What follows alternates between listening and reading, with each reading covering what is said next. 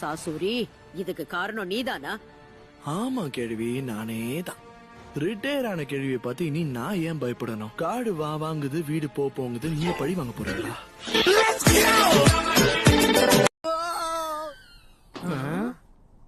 என்னப்பா நடக்குது?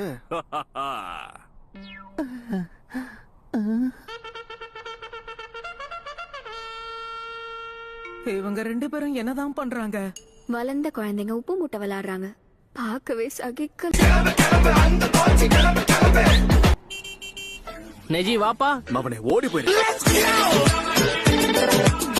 என்ன ஒரு ஆச்சரியம், ஒரு வழியா டேடாரா கதையை முடிச்சிட்டாங்க போல இருக்கே.